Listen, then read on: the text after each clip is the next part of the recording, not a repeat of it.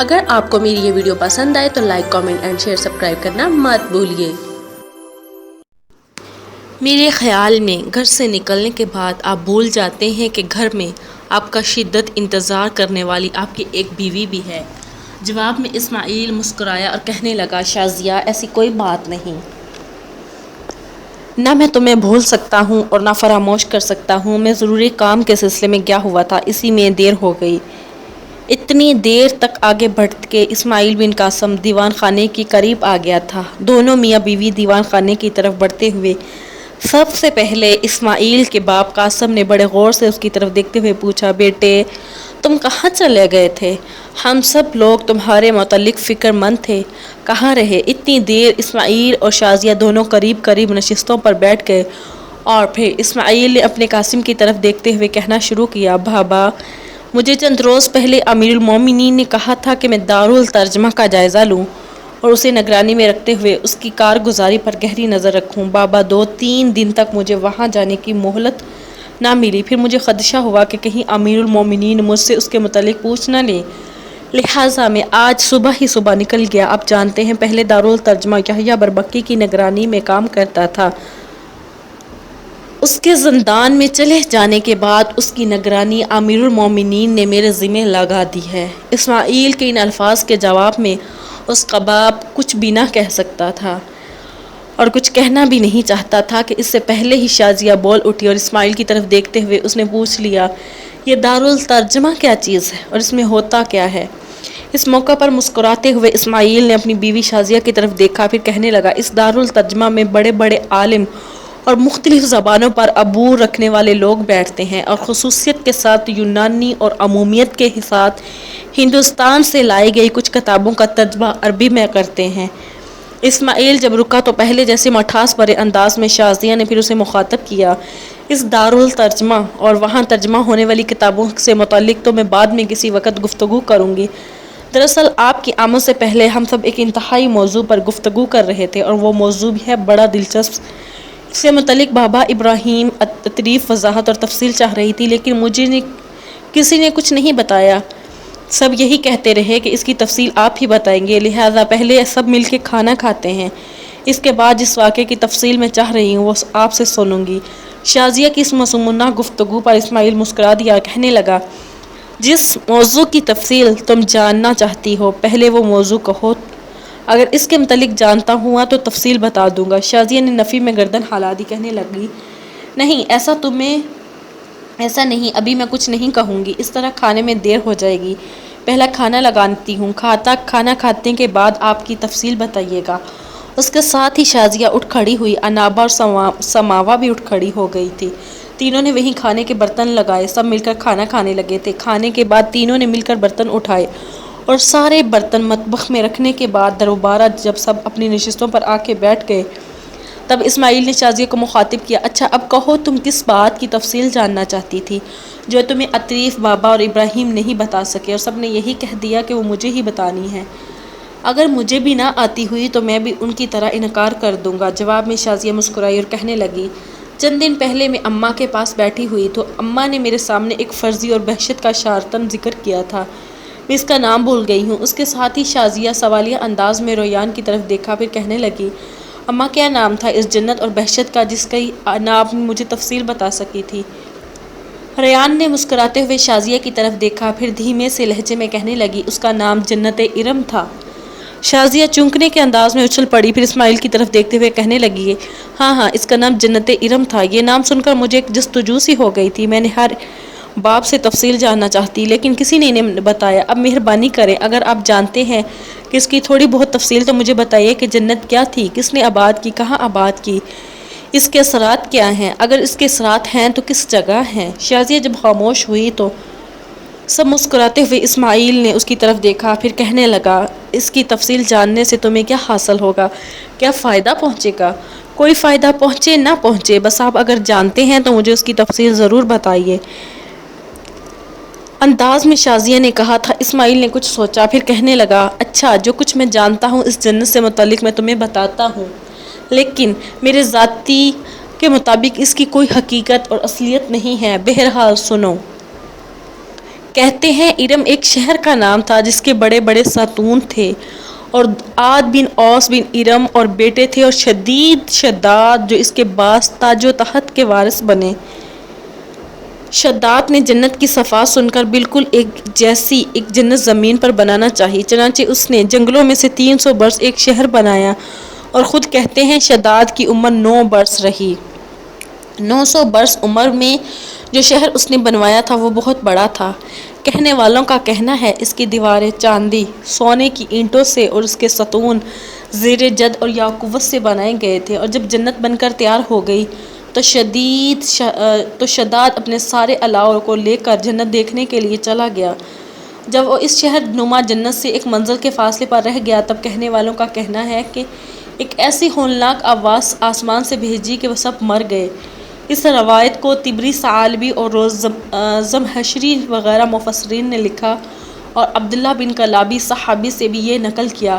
وہ اپنے اونٹ کو ڈھونڈتے ہوئے اس شہر میں جا پہنچے اور بے شمار جواہرات وہاں سے رول کر اپنی جھولی میں بھر لیے۔ جب امیر معاویہ کو یہ خبر پہنچی تو انہوں نے حضرت عبداللہ کو طلب کر کے سارا قصہ پوچھا۔ کعب احبار سے اس کی تصدیق چاہی۔ کعب احبار نے کہا، یہ شہر ارم ذات العماد ہے، اور اس میں ایک شخص مسلمانوں میں سے آپ کے زمانے میں داخل ہوگا، سرخ رنگ، پست قد اور گردن پر تل ہوگا، اور وہ اونٹ کی تلاش میں وہاں پہنچے گا۔ پھر جب اس کے سامنے عبداللہ بن کلابہ کو لایا گیا تو اس نے کہا، خدا کی قسم یہ وہی شخص ہے۔ یہاں تک کہنے کے بعد اسماعیل رکا، پھر سوچا، پھر کہنے لگا، اس واقعہ کو بیان کرنے والے یہ بھی کہتے ہیں کہ اس شہر کی خبر آج تک کبھی نہیں سنی گئی، اور نہ یہ بات پایۂ تکمیل کو پہنچی کہ زمین کسی ٹکڑے پر ایسا شہر آباد کیا گیا تھا۔ مزید یہ کہ عدن کا میدان شہر ایسا بنایا جانا گمان کیا جاتا ہے، یمن کے وسط میں واقع ہے، اور اس کی آبادی برابر بڑھتی چلی جا رہی ہے۔ مسافر اور سیاح تمام ملکوں سے وہاں آتے جاتے رہتے ہیں، لیکن کسی ایک نے ایسے شہر کی خبر کی نقل تک نہیں کی، اور نہ کسی قوم نے اس کا حال بیان کیا۔ پس اگر یہ کہا جائے کہ یہ شہر ویران ہو گیا اور اس کے آثار اب باقی نہیں رہے تو مناسب اور زیبا تھا، مگر لکھنے والوں کے کلام سے تو یہ معلوم ہوتا ہے کہ اب تک موجود ہے۔ بعض لوگ یہ بھی کہتے ہیں کہ وہ دمشق ہے جس پر قوم عاد نے قبضہ کیا تھا، اور بعضوں کا ہذیان تو یہاں تک پہنچ گیا کہ وہ کہتے ہیں کہ وہ شہر نظر سے غائب ہے اور صرف جادوگر اور اہل ریاضت کو نظر آتا ہے۔ سنو شازیہ، یہ سب باتیں خرافات اور محض سے زیادہ اہمیت نہیں رکھتی۔ بعض مصنفوں نے غیر ذمہ داری کا مظاہرہ کرتے ہوئے یہاں تک لکھ دیا کہ حضرت علی مرتضیٰ نے فرمایا کہ خداوند نے اس ارم کے باغ اور محل کو جو قوم عاد نے تعمیر کیا تھا اسے اٹھا کر آسمان تک پہنچا دیا تھا، اور قیامت کے دن بھی وہ منجملہ آسمان بہشتوں کے بہشت ہوگی، لیکن یہ سراسر اتہام اور بے بنیاد داستان کے سوا کوئی حیثیت نہیں رکھتا، اور علماء نے شداد کی جنت سے سراسر انکار کیا ہے۔ فی الحقیقت خدا کی بہشت کے لیے میں کافر کی بہشت کا ذکر ہی ایک ہے، بے معنی اور بے جوڑ بات ہے۔ اور پھر اس جنت میں انکار کرنے والے علماء نے جو کچھ لکھا ہے اس کی تفصیل زمانہ حال کی تحقیق سے بھی اہم ہے، کیونکہ قوم عاد جس سے اس جنت کی نسبت طے کی جاتی ہے وہ عرب کے صحرائی علاقے میں آباد تھی۔ قوم عاد دراصل ایک شخص اوس کی اولاد میں سے تھا جو حضرت نوح علیہ السلام کی نسل سے تھا۔ نوح علیہ السلام کے بیٹے شام کے 5 بیٹے تھے: ایلام، عاشور، ارفکسد، لود، ارم۔ ارم کے آگے 4 بیٹے تھے: اوس، جول، جسر اور رمش۔ مش و اوس کی اولاد کو عاد اولیٰ کا نام کیا گیا، اور جسر کی اولاد سمود کہلاتی ہے۔ بعض مورخین کی تحقیقات کے مطابق یہ قوم یمن اور عمان کے قریب آباد تھی۔ عرب کے نقشے میں جو ریگستان 50 درجہ طول اور 20 درجہ عرض بلد پر واقع ہے وہ احقاف کہلاتا ہے۔ جہاں قوم عاد آباد تھی اس کے آثار آج تک ان مقامات کے ناموں میں پائے جاتے ہیں جو خلیج فارس کے کنارے پر یا قرب و جوار کے میدانوں میں واقع ہے۔ چونکہ اپنے زمانے میں اوس کی اولاد دیگر قبائل سے بہت ممتاز تھی اور مشرقی و جنوب عرب کی مالک تھی، جسامت اور قوت وغیرہ میں ارادوں پر فائق تھی، اس لیے بطور مثال خداوند روس نے قرآن مقدس کی سورۃ الفجر کا عاد کا ذکر کیا اور اس کے رہنے کی عمارتیں تھیں، لیکن وہ ریگستانی محل اس قابل نہیں تھے کہ قرآن مجید میں ان کا ذکر کیا جاتا۔ بہرحال جن لوگوں نے شداد کی جنت کا ذکر کیا ہے تو فی الواقع اس جنت کی کوئی حقیقت نہ تھی۔ اس کے علاوہ جن لوگوں نے شداد عاد کو اولاد میں لکھا ہے، اس کے سلسلے میں یہ بھی لکھ دیا جاتا ہے کہ وہ ایک تیسرا عاد تھا جس کی اولاد شداد تھا، جس کا زمانہ 2000 سال قبل مسیح کے لگ بھگ تھا، یعنی عاد اولا و ثانی کے بہت زمانہ بعد ہوا تھا۔ یہ شداد بنی عبدالشمس کی اولاد میں سے تھا اور اس کے باپ کا نام بھی عادتاً جو بڑی شان و شوکت کا بادشاہ تھا، اس کا نام عاد تھا اور اس نے بڑی لشان عمارتیں بنائی تھی جس کے نشانات اب بھی پائے جاتے ہیں۔ اسماعیل بن قاسم کی ساری گفتگو کے جواب میں شازیہ کچھ کہنا چاہتی تھی کہ حویلی کے صدر دروازے پر دستک ہوئی۔ دستک سن کر برسک فوراً اپنی جگہ پر اٹھ کھڑا ہوا اور کہنے لگا، آپ سب لوگ بیٹھے باتیں کریں، میں دیکھتا ہوں حویلی کے دروازے پر کس نے دستک دی ہے۔ ساتھ ہی دیوان خانے سے نکل کر وہ صحن کی طرف بھاگ گیا تھا۔ تھوڑی دیر بعد وہ لوٹا اور اسماعیل بن قاسم کی طرف دیکھتے ہوئے کہنے لگا، آپ دونوں بھائیوں کو امیر المومنین نے طلب کیا ہے۔ دروازے پر امیر المومنین کا خادم کھڑا ہے، وہ آپ سے بات بھی کرنا چاہتا ہے، میں اسے کہہ آیا ہوں کہ آپ کو بھیجتا ہوں۔ برسک نے کہ ان الفاظ پر اسماعیل اپنی جگہ پر اٹھ کھڑا ہوا۔ اسماعیل کی طرف دیکھتے ہوئے ابراہیم بھی کھڑا ہو گیا، پھر دونوں بھائی دیوان خانے سے نکل گئے تھے۔ تھوڑی دیر بعد دونوں لوٹے جب دیوان خانے میں داخل ہوئے، ان کے باپ قاسم نے انہیں مخاطب کرتے ہوئے پوچھا، میرے بچوں کیا بات ہے؟ تم دونوں مجھے سنجیدہ اور فکر مند سے لگتے ہو، خیریت تو ہے؟ اسماعیل بن قاسم نے اپنے باپ کی طرف دیکھا، پھر بڑے احترام سے اسے مخاطب کرتے ہوئے کہہ رہا تھا، پدری محترم، میں اور ابراہیم دونوں قصر کی طرف جا رہے ہیں۔ امیر المومنین نے سارے سالاروں اور سلطنت کے عمائدین کو وہاں جمع ہونے کا حکم دیا ہے۔ دراصل سلطنت کے مختلف صوبوں میں بغاوتیں اٹھ کھڑی ہوئی ہیں اور ان بغاوتوں کو کچلنے اور فرد کے لیے خلیفہ فی الفوز ایک مجلس طلب کی ہے جس میں فیصلہ کیا جائے گا کہ بغاوتوں کو کس طرح کچلا جائے۔ آپ لوگ سب بیٹھ کر باتیں کریں، میں اور ابراہیم جاتے ہیں، فکر مندی کی کوئی بات نہیں ہے، ہم تھوڑی دیر تک لوٹ آئیں گے۔ اس کے ساتھ ہی اسماعیل اور ابراہیم دونوں حویلی سے نکل گئے۔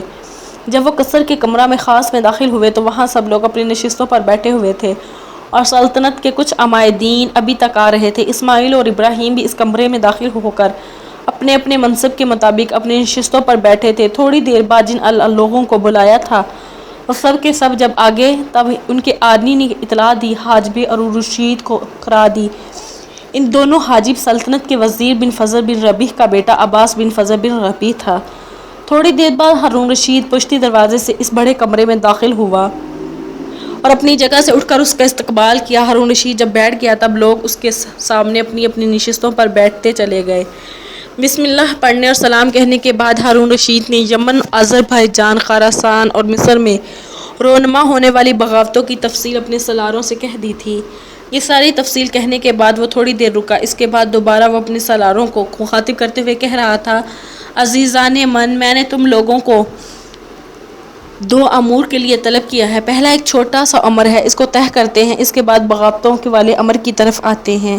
میرے عزیزو، قسطنطینیہ کے نسی فورس کے خلاف ہمارے سارے لشکریوں اور سالاروں نے اپنی بہترین کارکردگی کا مظاہرہ کیا تھا، جس کے نتیجے میں ہمارے ہاتھی نسی فورس کو بدترین شکست ہوئی۔ سارے لوگوں کی کارکردگی دیکھتے ہوئے میں نے یہ فیصلہ کیا کہ ہر بڑے سالاروں کے ماتحت جو چھوٹے سالار کام کر رہے تھے ان کے نام عباس بن فضل کو دیے جائے تاکہ ان کی ترقی اور ان کے درجات میں اضافہ کیا جائے۔ ایک تو یہ کام ہے۔ اس سلسلے کی ایک دوسری کڑی یہ بھی ہے کہ صرف ایک دن پہلے نسی فورس نے اپنے کچھ قاصد میری طرف روانہ کیے تھے اور اس نے مجھے یہ پیشکش کی تھی کہ اندلس میں وہ اور دونوں مل کر حملہ کر دیں۔ اس نے یہ بھی پیشکش کی ہے کہ اندلس پر دونوں ملک حملہ کرنے کے بعد اندلس کو اپنے سامنے زیر اور فتح کر کے سارے اندلس کو آدھا آدھا تقسیم کر لے۔ نسی فورس ایسا اس لیے چاہتے ہیں، وہ فرانس کے بادشاہ شارلیمان کا انتہا درجہ کا مخالف ہے اور اسے اپنے سامنے زیر کرنے کا ارادہ رکھتا ہے۔ وہ چاہتا ہے کہ اندلس کے ایک حصے پر اسے قدم جمانے کا موقع مل جائے اور وہاں اپنی عسکری طاقت و قوت میں اضافہ کر کے فرانس کے بادشاہ شارلیمان کے خلاف نئی جنگوں کی ابتدا کرے اور اسے اپنے سامنے جھکنے پر مجبور کرے۔ میرے عزیزو، اس میں کوئی شک نہیں کہ اندلس پر ان دنوں بنو امیہ کی حکومت ہے۔ وہ بے شک ہمارے مخالف، ہمارے دشمن ہی صحیح، لیکن سب سے بڑی بات یہ ہے کہ وہ ہمارے مسلمان بھائی ہیں، لہٰذا ہم کسی بھی صورت ایک غیر مسلم حکمران کے ساتھ مل کر اپنے مسلمان بھائیوں پر حملہ آور نہیں ہو سکتے۔ لہٰذا میں نے نسی فورس کے قاصدوں کو سمجھا دیا ہے کہ ہم کسی بھی صورت نہ خود اندلس میں حملہ آور ہوں گے، نہ ہی یورپ کے کسی اور نصرانی شہنشاہ یا بادشاہ کو اس کی اجازت دیں گے۔ وہ اندلس کے مسلمانوں پر ضرب لگائے، اگر کسی نے ایسا کرنے کی کوشش کی تو ہم خود اس نصرانی حکومت کے خلاف حرکت میں آئیں گے۔ اب میں تم سے یہ کہوں گا کہ میں نسی فورس کی فطرت سے خوب واقف ہوں گا۔ بگاہے جنگوں کی ابتدا کر کے اپنے لوگوں میں ہر دل عزیز ہونے کے بخار میں مبتلا ہے۔ اب جب اس کے قاصد واپس جا کر یہ کہیں گے کہ میں نے اندلس میں اس کے تعاون کے ساتھ انکار کر دیا ہے، تو یاد رکھنا وہ ہماری سرحدوں پر گڑبڑ کرنے کی کوشش ضرور کرے گا۔ بہرحال اس پر بھی ہم نگاہ رکھیں گے، اور اگر اس نے ہماری سرحدوں پر پہلے جیسی ترکزار کرنے کی کوشش کی تو اس کا خوب سدباب کیا جائے گا۔ یہ بات میں نے آپ لوگوں سے اس لیے کہہ دی ہے کہ تاکہ آپ لوگوں کے ذہن میں یہ بات بھی ہو کہ جہاں ہمارے مختلف صوبوں میں بغاوتیں اٹھی ہیں، وہاں ایک طرف سے قسطنطنیہ کا بادشاہ نسی فورس بھی ان بغاوتوں اور سازشوں سے فائدہ اٹھا کر ہماری سرحدوں کو اپنا ہدف بنا سکتا ہے، اور اس کے لیے ہمیں تیار اور محتاط رہنا ہوگا۔ ہارون رشید کے کہنے پر بڑے سالاروں نے اپنے ان چھوٹے سالاروں کے نام پیش کیے جن کی کارکردگی نسی فورس کے ساتھ جنگ میں اچھی رہتی تھی، لہٰذا ان کی سفارش پر ہارون رشید نے ان کے درجے اور ان کے مراتب میں اضافہ کر دیا تھا۔ اس طرح کئی چھوٹے سالار نیچے سے اٹھ کر اوپر بڑے سالاروں میں آ کر شامل ہو گئے تھے۔ جب چھوٹے سالاروں کی ترقیوں کا یہ معاملہ حل ہو چکا تب کچھ سوچتے ہوئے ہارون رشید نے اسماعیل کی طرف دیکھا اور کہنے لگا، اسماعیل میرے بیٹے، جن صوبوں میں بھی بغاوتیں ہیں ان میں سے میں خراسان کو سب سے زیادہ اہمیت دیتا ہوں۔ یہاں دو قسم کے عوامل اٹھ کھڑے ہوئے ہیں میرے بیٹے، تم جانتے ہو کہ برمکیوں نے اپنی طاقت اور قوت میں اضافہ کرنے کے لیے وہاں ابا نام کا ایک لشکر کھڑا کیا تھا، اور وہ کافی بڑا لشکر تھا۔ اس کا نام تو انہوں نے عباسیہ رکھا، لیکن اس میں سب سے حجمی شامل تھے، ایک عرب کو اس لشکر میں نہ رکھا گیا تھا۔ اب وقتی طور پر جعفر برمکی کے قتل کے بعد وہ لوگ ادھر ادھر منتشر ہو گئے تھے۔ یمن، آذربائیجان، مصر، شام اور شمال عراق میں جگہ جگہ بغاوتیں کھڑی ہونے کے باعث برمکیوں کے کھڑے کردہ اس لشکر کے حامیوں اور افراد نے پھر متحد ہونا شروع کر دیا، اور کسی بھی وقت ایک بہت بڑے لشکر کی صورت اختیار کر کے خراسان کے اندر ہمارے لیے مشکلات پیدا کر سکتے ہیں۔ خراسان کے اندر جو دوسری قوت سر اٹھا رہی ہے وہ خارجی ہے۔ میرے عزیز بیٹے، خارجیوں کو اس وقت دو اشخاص پشت پناہ کر رہی ہے، ایک میں حمزہ بن اطرق اور دوسرا وہب بن عبداللہ۔ یہ دونوں خارجی ہیں، خارجیوں کے بہت بڑے سردار ہیں، ان کے علم و تلے خارجی بغاوت اور سرکشی کرنے کے لیے متحد ہو چکے تھے۔ ان سارے حالات کو دیکھتے ہوئے خراسان سے متعلق جو فیصلہ میں نے کیا ہے میرے بیٹے وہ اس طرح ہے کہ اس سے قبل دو لشکر تم اور یزید بن انصا سے لے کر دشمن کے خلاف حرکت میں آیا کرتے تھے، اسی لشکر کے ساتھ تم خراسان کی طرف کوچ کرو گے، برمکیوں کے لشکر عباسیہ کا مکمل طور پر خاتمہ کر دینا، اور خارجی جو متحد ہو کر ایک قوت بن رہے ہیں انہیں بھی تہس نہس کر کے رکھ دینا۔ میں نے آج قاصد خراسان کے والی علی بن عیسیٰ کی طرف روانہ کر دیے ہیں، تمہارے وہاں پہنچنے تک وہ سارے انتظامات کو آخری شکل دے گا۔ حسب سابق یزید بن انصا تمہارے ساتھ ہوگا، تمہارا چھوٹا بھائی ابراہیم بن قاسم بھی تمہارے نائب کی حیثیت سے اس لشکر میں شامل ہوگا، اور تمہارے لشکر کو میں یہ ہدایت دیتا ہوں کہ ہر لشکری اور سالار اس مہم کے دوران اپنے اہل خانہ کو اپنے ساتھ رکھ سکتا ہے۔ ابن قاسم میں تمہارے ذمہ ایک اور کام لگا رہا ہوں۔ آرمینیا میں بھی چونکہ حالات خراب ہو چکے ہیں، لہٰذا وہاں کے حالات درست کرنے کے لیے میں نے خزیمہ بن خازم کو نصیبین سے ادھر روانہ کیا تھا، جو کبھی تمہارا دست راست بھی رہ چکا ہے، لیکن اس کی غیر موجودگی میں چونکہ نصیبین کے حالات خراب ہونے کا خدشہ تھا، لہٰذا میں نے سلیمان بن یزید کو اس کی جگہ آرمینیا کی طرف روانہ کیا، لیکن وہ بغاوت و کفروں میں ناکام رہا۔ اب اس وقت خزیمہ بن خازم نصیبین میں ایک لشکر کے ساتھ موجود ہے، تمہاری اس مہم میں بھی وہ تمہارے نائب کی حیثیت سے تمہارے ماتحت رہے گا۔ آرمینیا کے لیے محمد بن ظہیر کو وہاں کا والی مقرر کرتا ہوں، یہ بھی آج ہی آرمینیا کی طرف روانہ ہو جائے گا، اور وہاں موجود والی سلیمان بن یزید آرمینیا سے نکل کر تمہارے لشکر میں شامل ہوگا اور تمہارے نائب کی حیثیت سے کام کرے گا۔ جب تک تم خراسان میں مصروف رہو گے، محمد بن زہبر آرمینیا کے حالات درست کرنے میں مصروف رہے گا، حالات کو زیادہ پھیلنے نہیں دے گا، باغیوں کو روک کے رکھے گا، اور جب تم خراسان کے حالات درست کر لو تو پھر خراسان کے انتظامات علی بن عیسیٰ کے حوالے کرنے کے بعد اپنے پورے لشکر کے ساتھ آرمینیا کا رخ کرنا، اور محمد بن زہبر کے ساتھ مل کر آرمینیا کے حالات بھی درست کرنا۔ مجھے قوی امید ہے کہ تم خراسان اور آرمینیا دونوں صوبوں میں بغاوت کے اٹھنے والے شعلوں کو بغیر کسی دقت کے سر کرنے میں کامیاب ہو جاؤ گے۔ باقی رہ گئے مصر، یمن اور شمالی عراق، تو یہاں سے اٹھنے والی بغاوتوں کو بہت جلد ختم کر لیا جائے گا۔ اس کے بعد ہارون رشید نے مصر، یمن اور شمال عراق میں اٹھنے والی بغاوتوں سے نمٹنے کے لیے اپنے لشکر اور سالار مقرر کر لیے تھے۔ سارے معاملے طے کرنے کے بعد کچھ دیر ہارون رشید خاموش رہا، پھر اپنے سالاروں کو مخاطب کر کے کہنے لگا